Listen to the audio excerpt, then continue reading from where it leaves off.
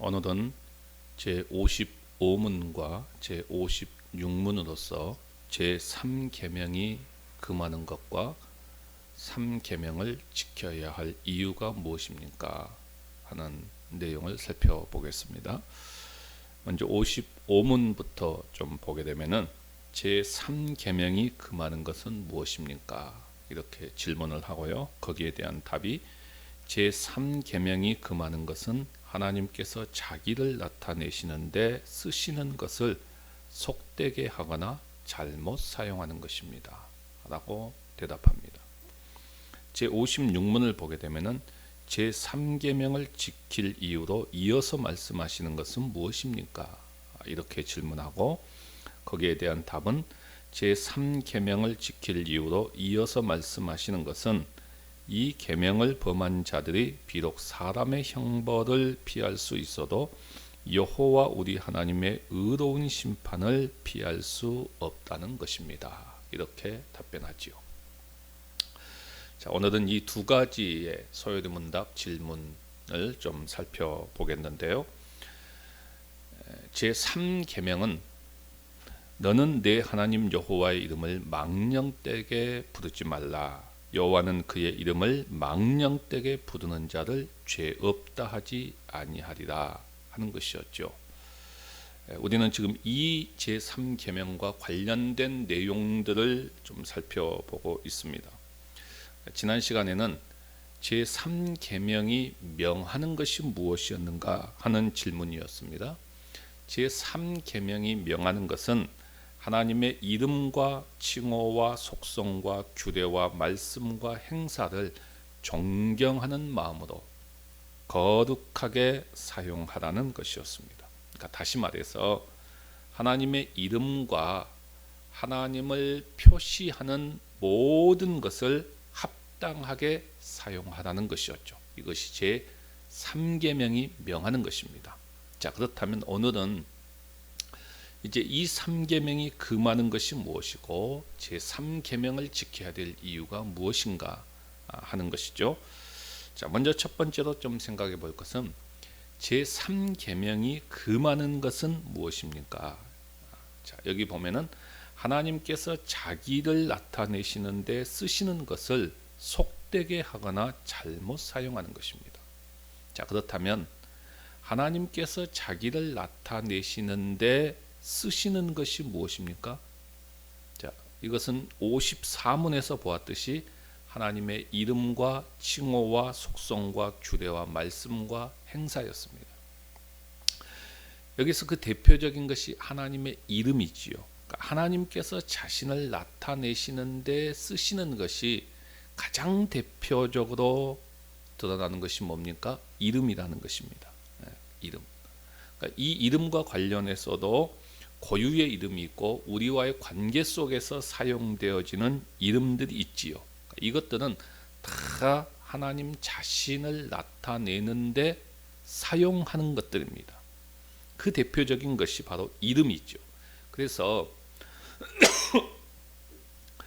이 이름을 속되게 하거나 잘못 사용하는 것을 금하고 있습니다. 이것이 제55문의 내용입니다.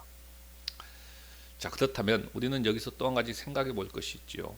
하나님의 이름을 잘못 사용하고 있는 경우, 그런 것들은 과연 어떤 경우가 있는가 하는 것들을 좀 보겠습니다.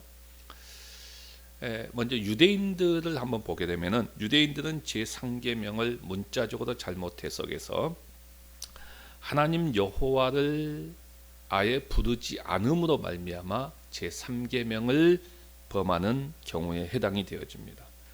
내 하나님 여호와를 망령되이 부르지 말라라고 했으니까 아예 부르지 않으면 망령되게 할 필요도 없으니까 그들은 아예 부르지 않는 것입니다. 그래서 성경을 옮겨 쓰다가 야훼라고 하는 단어가 나오면 필사하던 손을 멈추고 또 손을 씻고 그 대신에 점만 4개를 찍지요. 그리고 점으로 표시된 이 야훼라고 하는 단어를 읽을 때 아도나이, 나의 주님이라고 발음했다고 합니다.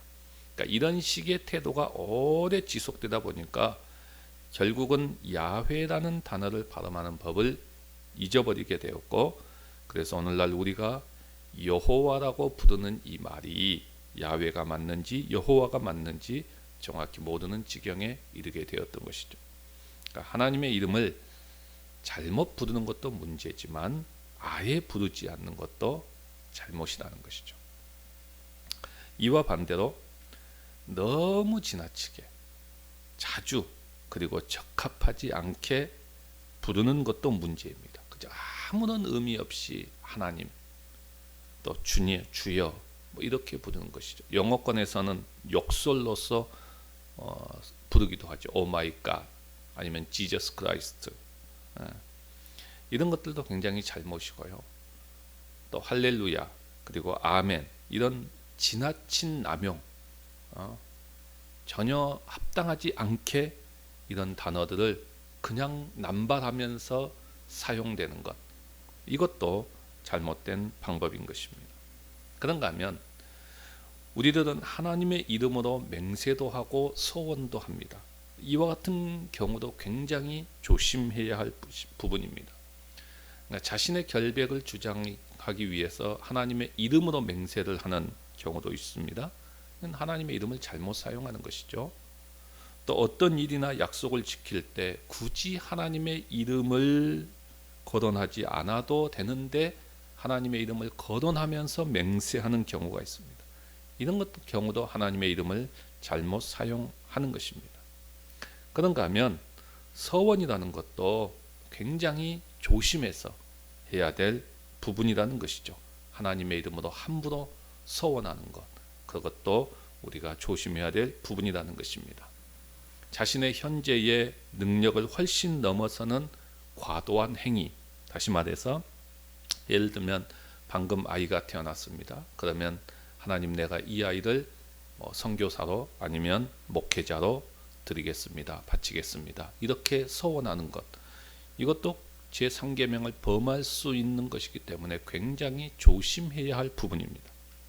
만약 그렇다면 장로나 권사가 되겠다라고 서원한 사람은 그 교회에서 그 사람은 서원했기 때문에 반드시 장로와 권사로 임직을 줘야 될까요? 그렇지 않지요. 그 직무에 합당하지 못한 사람은 임직을 줄 수 없지요. 직분이라고 하는 것은 개인이 원한다고 할 수 있는 것이 아닙니다. 내적인 소명과 함께 외적인 소명을 통한 교회적인 확인이 필요한 것이죠. 그런 부분에 있어서 이런 서원이나 맹세, 이런 것들 정말 조심해야 될 부분이죠. 또 맹세는 특히 예배와 관련되어 있는 부분들이 많습니다. 예배에서 이루어지는 맹세 중에 하나가 세례시에 행하는 서약이 있습니다. 그 내용은 하나님과 교회 앞에서 행한 맹세로서 예배 한 부분으로 만약 그 서약을 어기면 그것도 제3계명이 위반이 되는 것이죠. 또 다른 예는 직분자 임직서약 같은 경우도 있습니다. 직분자는 구약과 신약을 하나님의 말씀으로 믿고 신앙과 행위에 있어서 정황, 무혼, 유일의 법칙으로 믿는다고 맹세하는 것은 서약에 해당이 되어지죠. 그러니까 이런 서약에 대한 불충성이나 불성실도 제3계명을 범하는 것으로 볼 수 있다 하는 것입니다. 그래서 우리는 이런 부분을 특별히 조심해야 된다는 것이죠. 그럼 두 번째로 생각할 것은 제3계명을 지킬 이유가 무엇입니까? 이제 56문인데요. 자, 이 부분에 있어서는 뭐라고 말하지요? 계명을 범한 자들이 비록 사람의 형벌을 피할 수 있어도 여호와 우리 하나님의 의로운 심판은 피할 수 없다는 것입니다. 자, 그러니까 이 계명을 범하는 자들은 하나님의 심판을 피할 수 없다는 것이죠. 자, 제3계명을 다시 한번 보십시다. 출애굽기 20장 7절에 보면은 너는 내 하나님 여호와의 이름을 망령되게 부르지 말라. 그리고 이어서 하시는 말씀이 무엇입니까? 여호와는 그의 이름을 망령되게 부르는 자를 죄 없다 하지 아니하리라. 죄 없다 하지 아니하리라고 말합니다. 죄가 있다는 것입니다. 이 부분에 있어서 사람의 형벌은 피할 수 있을지 모르지만은 하나님의 심판은 피할 수 없다는 것입니다. 제3계명을 범하고 아무렇지도 않게 생각하지 말라는 것입니다. 제3계명이 사람들의 생각에는 그렇게 큰 죄가 아닌 것처럼 보일 수 있어요. 그런데 하나님은 그렇게 생각하지 않는다는 것입니다. 반드시 심판하시겠다는 것입니다. 사람들은 다른 사람의 이름을 함부로 깎아내리고 명예훼손을 해놓고 내가 그 사람을 때렸냐, 내가 그 사람을 피 흘리게 했느냐 하면서 대수롭지 않게 생각하는 경향들이 많습니다. 그래서 하나님의 이름에 대해서도 얼마든지 그렇게 생각할 수 있어요. 하지만 하나님은 절대로 그렇게 생각하지 않으신다는 것입니다. 우리의 말 한마디가 하나님에 대해서 어떤 태도를 취하는가 하는 것을 나타냅니다. 마태복음 12장 35절과 37절을 보면은요, 선한 사람은 그 쌓은 선에서 선한 것을 내고 악한 사람은 그 쌓은 악에서 악한 것을 내느니라.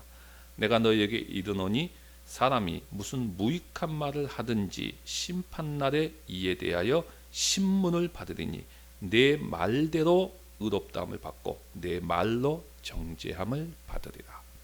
그러니까 말을 함부로 해서 죄 짓는 것이 별것이 아니라고 생각할 수 있지만 그렇지 않다는 것입니다.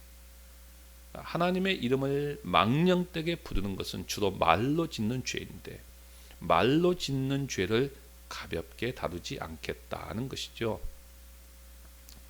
특별히 말로써 하나님의 크신 이름, 하나님을 대표하고 하나님을 표시하는 그 이름을 함부로 가볍게 하고 혹은 그것을 악용하는 일에 대해서는 하나님이 결코 넘어가지 않겠다 하는 것입니다.